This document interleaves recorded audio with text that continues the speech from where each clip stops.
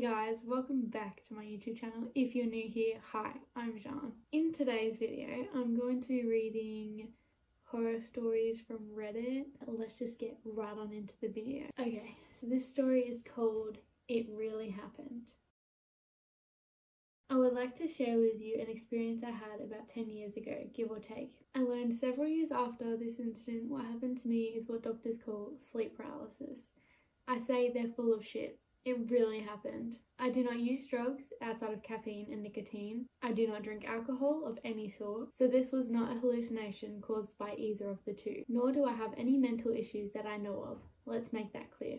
Going back about a year before the incident, at the time I was really into ghost hunting shows. I watched and recorded any and every show I could find that was about a team of ghost hunters investigating haunted places. Some are really good and others just sucked. No disrespect. I remember watching an episode of, wait, in order to post here I can't use real names, places or addresses. Okay, let's see if I can do this. I remember watching the show where the lead hunter guy is a muscle-bound jerk who don't like bullies, but in turn is one himself. He orders his crew around like he owns them and they follow him blindly like sheep.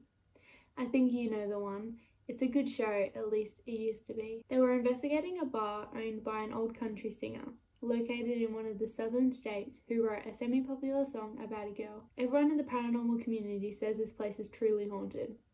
Okay, now that's over with, back to the story. They were down in the basement, I think. It's been a while since I've seen it, and to this day, it's the only episode of that show I will never watch again.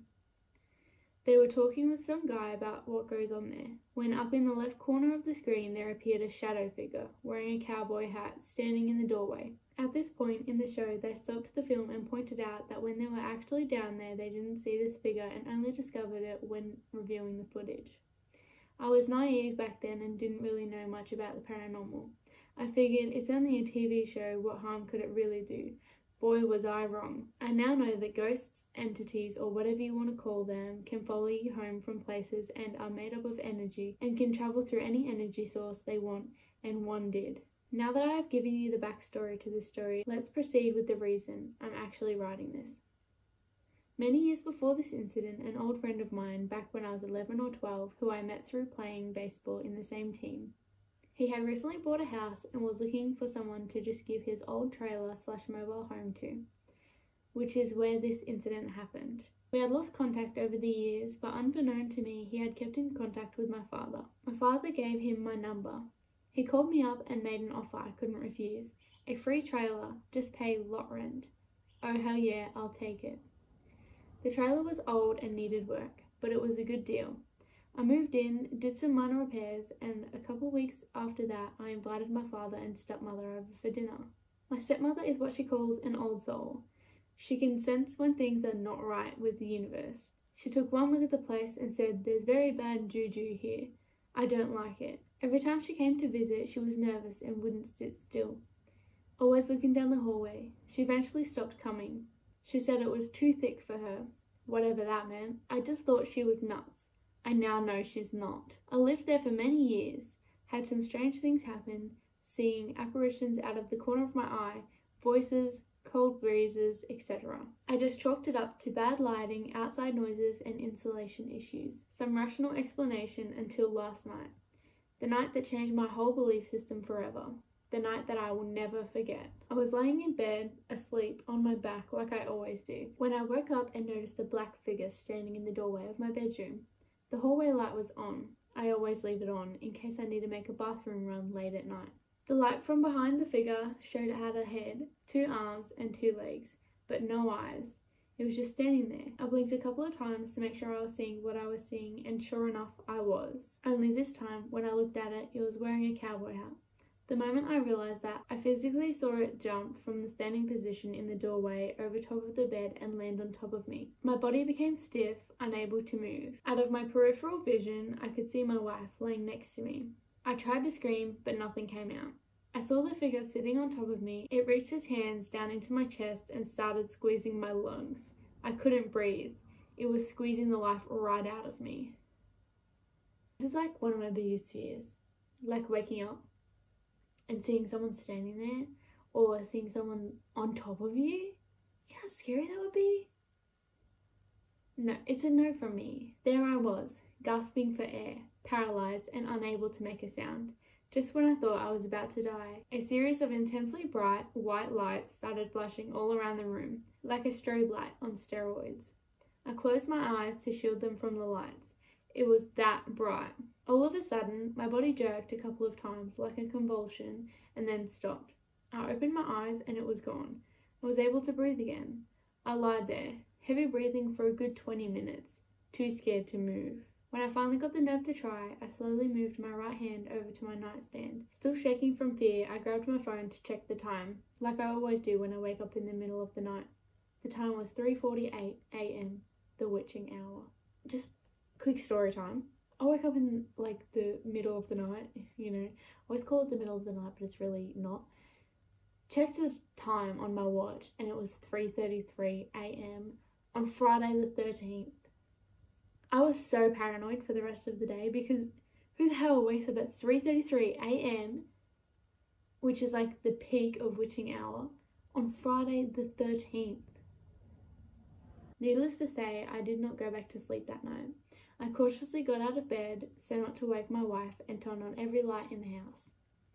Every single one, including the bedroom lights. How my wife stayed sleeping, I don't know, but thankfully she did.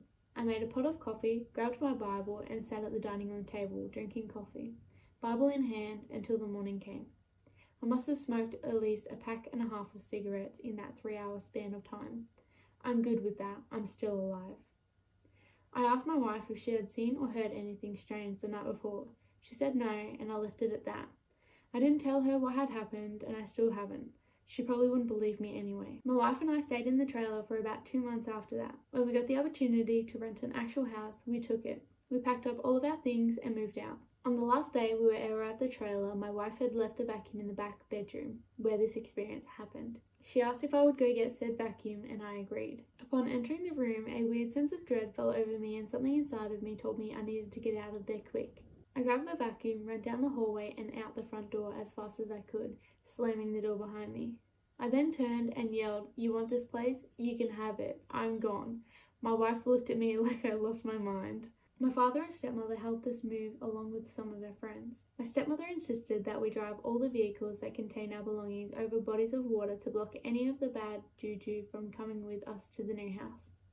We did, and have had no bad experiences in our new house, aside from a few really bad dreams I had the first couple of nights we were there about the trailer, but that was it. Well, that's my story. I don't really care if you believe me or not. I know for a fact it really happened. Sleep paralysis is so scary. Like, it's the scariest thing to think about. Well, probably not the scariest thing, there's probably other scary things, but like one of the scariest things to think about, because can you imagine not being able to control your body? Like, being dead asleep to being woken up, something sitting on top of you and not being able to move your body or breathe or anything like that. Like, that would be so scary in my opinion. Okay, so the second story is called The Doll in the Storage Room. When I was younger, I'd go visit my grandparents all the time. They lived in a 1-floor house with an unfinished basement. I never liked it down there. It felt small for a big basement. There was a little door down there that was for storage, and I always got a horrible feeling when getting closer to it. Now, during this time, I was about 6 or 7. I felt so uncomfortable going down there, even when I was with someone. I didn't like it. I remember going down there with my grandma to help her with something. She had to run upstairs because someone rang the doorbell. She said she would be right back, even though she knew how I felt about being alone down there, but I nodded and said okay. She was gone and I was alone, and I started to get a bad feeling in the pit of my stomach. I didn't move and didn't want to, even though the lights were on. Now this is where everything started happening, and it still gives me chills. The light started to flicker and I started to hear noises and what sounded like talking, and it was not coming from upstairs, but in the storage room. I heard someone say my name. Here is the part that freaks me out the most. The voice sounded like my grandma. I was confused as hell how I'm hearing her when she's upstairs. I didn't want to move, but being the curious one I am, I started moving towards the storage room door. The closer I got, the worse the bad feeling came. When I got to the door, the lights turned off in the basement. I wanted to run upstairs and hide, go home somewhere that wasn't the basement. I heard my name again for the second time. my grandma's voice asking me to open the door to help her. So I did, and I regret it. Why would you open the door? I don't like this. I don't like this. I really, really, really don't like this. I can't. No. I couldn't see anything. It was pitch black. I couldn't hear anything but faint laughing. That felt like forever. But then the laughing stopped and the lights turned back on in the basement, and I felt a little bit better with the lights back on. But on the downside, I could see a little in the storage room. A small clown doll in the storage room, and my grandma hates clowns with a passion. Same. And wants nothing to do with them. So why is there a clown doll? I have no damn idea. Then the lights turned on in the storage room. I saw red that looked like blood all over the place. I screamed and backed out, and the next thing I know, I was lying on the couch, my grandma looking at me and asking if I was okay. I have no idea if that was real or a dream, but it sure as hell felt real. Fuck that. No. It's a no from me. Seriously, that is so scary. Anyways, I guess that's the end of this video. If you enjoyed this video, hit the like button. If you want me to do more Reddit readings, then let me know in the comments below and I'll be sure to read some Reddit things for you. Follow my Instagram if you are not yet following it already, and subscribe if you're new here. Thank you so much for watching, and I'll see you guys next week. Maybe. Do you guys want me to upload more because I'm in quarantine? Like, I'm at home all the time. I literally cannot leave the house. Did you want me to upload more? I can do that. I've got free time, bitches. Let me know if you want me to upload more often. Peace.